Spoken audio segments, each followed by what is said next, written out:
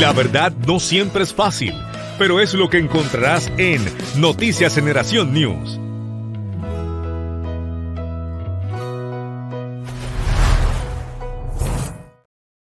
Bueno, mi gente, aquí de regreso a las noticias a la luz de la palabra, hoy con nuestro invitado, el pastor José Lo Mercado, pastor de la iglesia Gracia Soberana en Maryland, y hemos estado hablando sobre este asunto de la cosmovisión y ética, la elección de Milei, el gobierno, etcétera, etcétera.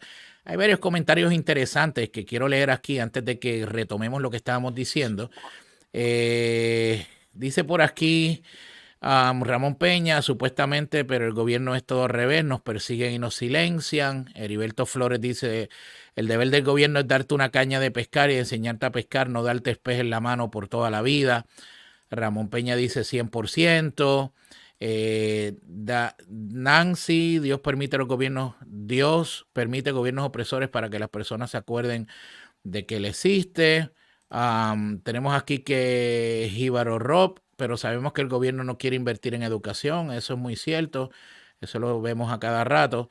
Y Ramón Peña, pues que obviamente dice, como el caso de este gobierno, etcétera, etcétera. Bueno, antes de irnos a la pausa, estuvimos hablando, Pastor José, sobre entonces ese aspecto de que hay cosas que son legales, pero no son morales y no son bíblicas, ¿verdad? Entonces, ¿hasta dónde es que uno, en esa cosmovisión bíblica, uno traza la raya, ¿verdad? Veníamos hablando de esto, o sea, obviamente hay que someterse a los gobiernos, hay que obedecer los gobiernos, pero ¿hasta dónde vamos a llegar en ese aspecto? Y luego quiero traer un ejemplo que ocurrió durante la pandemia y escuchar tu opinión al respecto, pero ¿nos puedes ampliar un poquito sobre el concepto que estábamos hablando antes de irnos a la pausa? Sí, mira, cuando decimos no voy a someterme a un gobierno, el estándar es bastante difícil de alcanzar Sí. porque el gobierno de Roma no era favorable para la iglesia. Entonces, estaba hablando de este concepto. Hay leyes que permiten a la gente pecar y hay leyes que obligan a la gente a pecar. Voy a dar la diferencia. Las leyes de aborto en Estados Unidos permiten a la gente pecar, Pecar.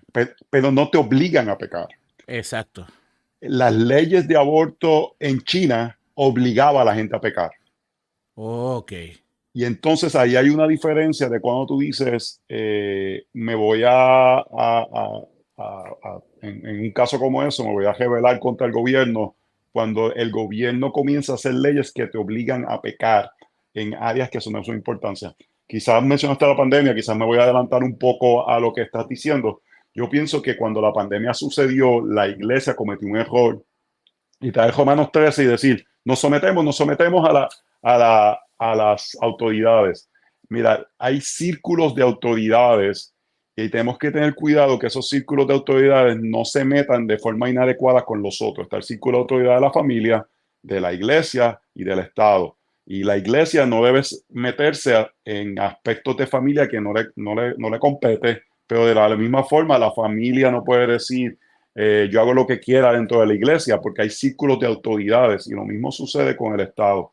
Yo creo que el error que cometimos en la pandemia, yo siempre dije esto durante la pandemia, vamos a cooperar con el Estado hasta que sea razonable los pedidos de ellos. Sí, yo Y recuerdo que tú lo dijiste muchas veces, lo escuché.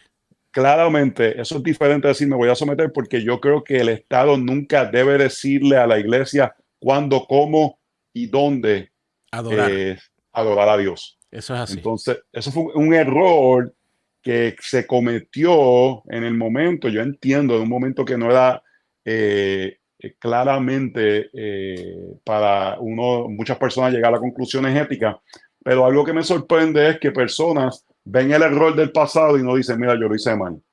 Yo creo que Sí. son aspectos que debemos de crecer. Entonces, eso es un buen ejemplo en la pandemia. Ahora, Yo eso de que estás técnicamente... hablando de la pandemia, el ejemplo que yo iba a dar era el ejemplo de la Ajá, iglesia de John MacArthur, de ujú, Grace Community Church, que de hecho salió un documental ahora que está buenísimo, se lo recomiendo a la gente que ujú, lo vea, se llama The Essential Church, que ellos hicieron ese mismo análisis, José, lo que tú acabas de decir.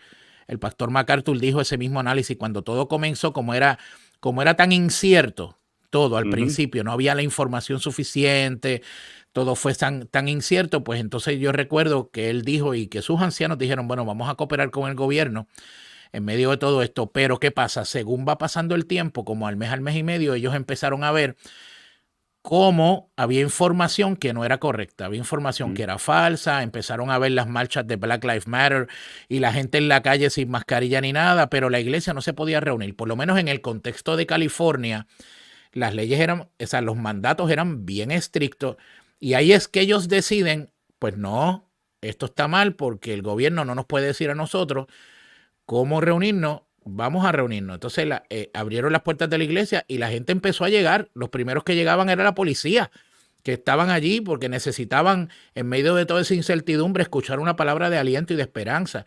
Y bueno, lo demás está ahí en el documental de que ellos fueron, ¿verdad? Hasta el gobierno los quiso demandar y un montón de cosas. Al fin y al cabo, el gobierno de California perdió el caso ante los Mm. tribunales porque obviamente tú no puedes ir en contra de la Constitución, ¿verdad? De la libertad de religión. Pero ese era el ejemplo que quería dar en el sentido de lo de la pandemia, de que sí, yo me acuerdo escucharte decir eso y yo también tuve mis dudas. Yo decía, mano, es que esto no está bien porque el gobierno nos está diciendo cómo reunirnos, cómo no reunirnos. Esto está mal. Yo como que había una incomodidad bien fuerte, pero tú sabes que la iglesia se polarizó con eso. Hubo Ujú. una polaridad bien fuerte. Mira, por la gracia del Señor, nuestra iglesia no tuvimos ese problema y lo tratamos de caminar con sabiduría. Nosotros técnicamente hicimos desobediencia civil. Yo vivo en una jurisdicción muy parecida a California, donde había bastantes restricciones y yo llamaba 2 veces en semana al representante del condado sobre aspectos religiosos y yo llegué a un punto que yo le dije, mira, el último domingo de mayo, si no nos permiten reunirnos, vamos a hacer un servicio frente al lugar como a la alcaldía Sí, del sí. condado. Ajá. Y el hombre me dijo, mira, reúnanse y nosotros vamos a mirar para el otro lado. Sí, porque es que está Este, tremendo. entonces nuestra iglesia se reunió al aire libre por un tiempo. Y ahí es donde yo pienso que había que permitir que cada iglesia en su realidad llegara a sus conclusiones. Un aspecto que a mí me animó mucho cuando MacArthur finalmente abrió sus puertas, eso fue ya casi para agosto, yo creo que fue que Sí, más o él menos. terminó abriendo sus puertas. La parte que me pareció un poquito fue que él se tardó bastante en abrir, y yo Sí, sé la razón. claro, Ellos son un grupo de 40 ancianos, y había uno de los ancianos que decía que no, y hasta que que no. todos Sí. fueran, pero Unánime. hay unánime. Pero ahí el problema fue que cuando ellos abrieron, comenzaron a decirle a la gente, todo el mundo tiene que abrir. Espérate, a ti te tomó 4 o 5 meses llegar a este punto. Ujú. Permite que la gente me navegue sus realidades, pero lo que Exacto. teníamos que para mí lo más que me preocupaba eran mensajes que no eran bíblicos, no que personas dijeran todavía no voy a abrir. Y era el decir, nos tenemos que someter al gobierno en esto, no, porque en este aspecto el gobierno está entrando a una esfera de autoridad que no le toca. Y es decirle a la iglesia cuándo, cómo y de qué manera adora a Dios. Correcto. Sí, eso ahí yo creo que fue el asunto. Creo que estamos bien claros. Muchas iglesias, espero yo que hayan aprendido la lección de esto, ¿verdad? Porque gracias a Dios aquí en el estado de la Florida, ¿verdad? En el estado de la Florida, el gobernador se dio cuenta de todo lo que había y lo que estaba pasando y dijo, no, no, aquí vamos a abrir negocios, vamos a abrir todo, las iglesias se tienen que reunir. Y no hubo ese problema. Claro, nos reuníamos con la cuestión de las restricciones y las cosas, pero eso, ese es otro cantar, ¿verdad? Mucha Uh -huh. gente se llenó de miedo, no venían. Por lo menos mi iglesia es otra iglesia, era una iglesia antes de la pandemia y otra iglesia después de la pandemia. Cuando digo que era diferente es que hubo gente que llegó, hubo gente que nunca volvió, hubo gente que sencillamente se quedaron cómodos con el online, ver el culto online, pero hubo mucha gente nueva que vino, mucha gente nueva que llegó. Y entonces ahora mismo yo te puedo decir que mi congregación tiene un 30% de las personas son de los que estaban y un 70% son gente nueva que llegaron después de la pandemia, o sea, familias jóvenes nuevas que llegaron, que estaban buscando un lugar donde se reunirse porque sus iglesias habían cerrado y no sabían cuándo se iban a reunir. Pero eso fue un fenómeno que yo me imagino que ocurrió con todo el mundo en diferentes lugares y diferentes contextos, ¿no? Entonces,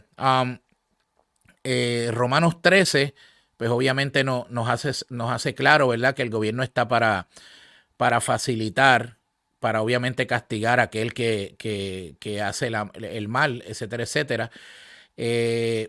Y es interesante porque tú hiciste un comentario, pastor, el gobierno de Roma, la iglesia primitiva nunca tuvo un gobierno, como diríamos ahora mismo, nunca tuvo un gobierno democrático. Tú sabes, Favorable. favorable, nunca lo tuvo. Siempre el gobierno persiguió a los cristianos en aquella época. Obviamente hay que entender el contexto para poder entender por qué. Pero la iglesia seguía reuniéndose en las casas, seguían predicando el evangelio. Muchos perdieron su vida por causa de predicar el evangelio de Jesucristo. Se compara en algo, ¿verdad? Porque yo creo que la gente no tiene contexto de esto. Se compara en algo de lo que vivió la iglesia primitiva a lo que estamos viviendo nosotros hoy, pastor. Mira, no es hasta el siglo IV que la iglesia no experimenta paz en ciertos aspectos del Imperio Romano. Y los primeros siglos de la iglesia fue bajo persecución. Vemos esto en que muchos escritos del Nuevo Testamento es acerca de eso, de cómo el cristiano tiene que caminar como peregrino extranjero en esta tierra. Parte del problema es que nos hemos acostumbrado a que el gobierno es favorable a la iglesia, pero ahora estamos en una era post-cristiana que el gobierno se ha convertido en cierta forma hostil a la iglesia. Y tenemos que dar esa realidad. Nos gustaría que fuera diferente. Yo creo que ahí vemos el 1 Timoteo capítulo 2 que dice que oremos para tener paz con nuestros gobernantes. Y en esa parte yo creo que una de las responsabilidades de un creyente que va a votar, más que me den un cheque, es este gobierno tendrá paz para la iglesia, porque a veces votamos en contra de algo que la Biblia nos llama a que oremos por eso. Entonces, ¿por qué yo voy a traer persecución o elegir un gobierno que su agenda es claramente contraria a la iglesia si tengo candidatos que por lo menos permitirían la paz de la iglesia? No es que sean favorables, ni siquiera Exacto. que sean, pero que nos dejen vivir en paz. Ni siquiera que nos guste su estilo, pero por lo menos pueden traer paz en ese proceso. Exacto. Y eso es interesante porque mencionaste ahorita leyes que te invitan a pecar y leyes que te obligan a pecar, ¿verdad? Y aquí ya estamos al final del programa, nos quedan 5 minutitos y quiero hacer este comentario y esta pregunta para que tú nos des tu comentario. ¿Por qué tú piensas que hay creyentes en las iglesias que votan abiertamente por ciertos gobiernos, que esos gobiernos específicamente son abiertamente, cuando tú lees sus plataformas, son abiertamente pro aborto, pro LGBTQ, impulsan, empujan esa agenda, la favorecen, envían y hacen miles y cientos de miles de dólares a favor de todo eso? ¿Por qué hay gente que dicen ser creyentes o que son creyentes, no estoy dudando que lo sean, pero a pesar de todo eso, votan por eso y ven las consecuencias? Y yo digo, Dios mío, pero ¿qué pasó aquí? Tiene que ver con la cosmovisión, obviamente, ¿verdad que sí? Sí, exactamente. Hay una falta de urgencia o prioridad ética. Entonces, cuando vamos a votar, no solamente votamos por cosas, mucha gente vota porque es el candidato que le parece más simpático, o es la persona que sus papás votaron y yo voy a votar por ellos y voy a seguir votando. Entonces, el cristiano no debe ser partidista de que se ata con un partido, pero vota por plataformas que permiten sostener la vida, que da la paz a la iglesia y que da ideas que sean fructíferas para la sociedad. Entonces, ¿qué sucede? Muchas veces yo he escuchado este argumento. No, pero este gobierno, yo sé que vota por el aborto, pero es más favorable a la inmigración.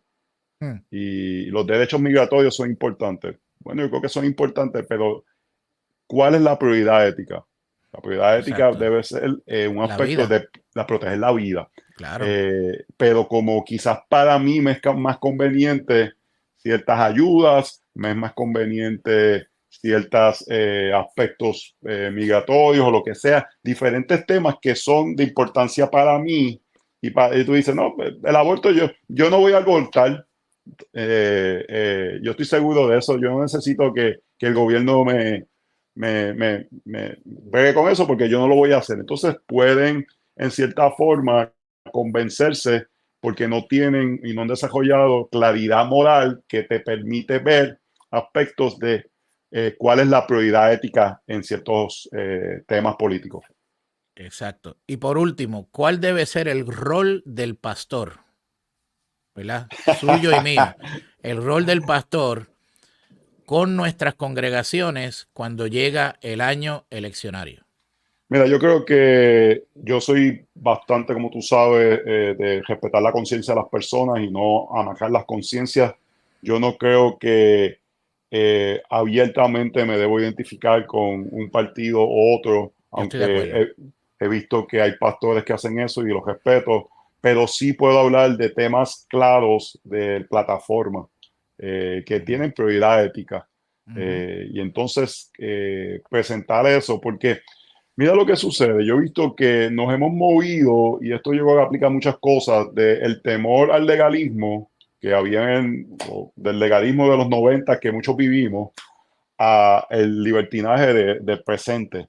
Y hay pastores que por miedo a que le digan legalistas no aplican la palabra de Dios en cosas éticas. Exacto. Pero si tú ves las cartas, mira, Pablo en Corintio, cuando le está diciendo, y los que se están demandando, dejen de demandarse. La gente en la iglesia sabía quién eran los que se estaban demandando. Sí. En la cena del Señor no se embriaguen. Todo el mundo supo quiénes fueron los que se embriagaron en la cena del Señor. Claro. Pero ahora hay un temor de corregir a las congregaciones. Lo que tenemos que tener cuidado es de corregir por cosas que la Biblia claramente no presentan aplicaciones éticas. Y en el aspecto político, yo creo que podemos con fuerza decir, consideren esto como prioridad ética.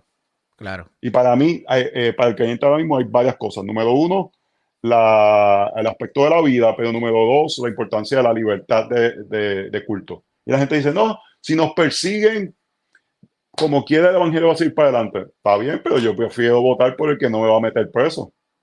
Exacto. Y que no se va a meter en las cosas, en los cultos de la iglesia. Exacto. Exactamente. Bueno, pastor, muchas gracias por su tiempo. ¿Dónde la gente le puede conseguir? Sus redes sociales.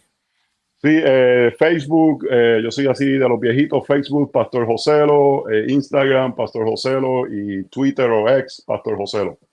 Bueno, pues muy bien, pastor, muchas gracias por el tiempo y siempre es un honor tenerlo con nosotros.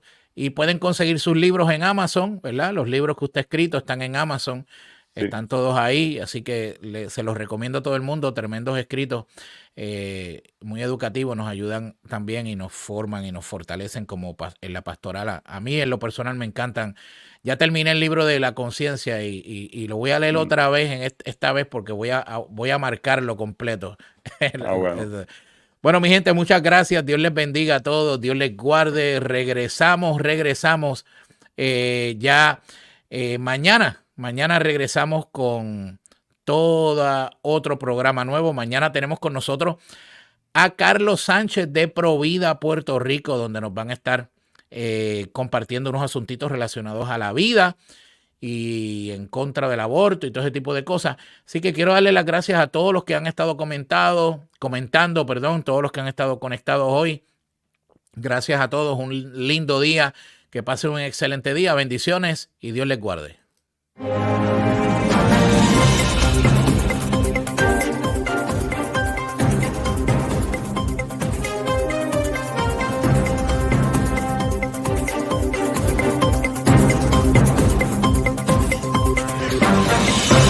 Noticias Generación News y Tiva TV no necesariamente se solidarizan con las expresiones que fueron vertidas en el pasado programa.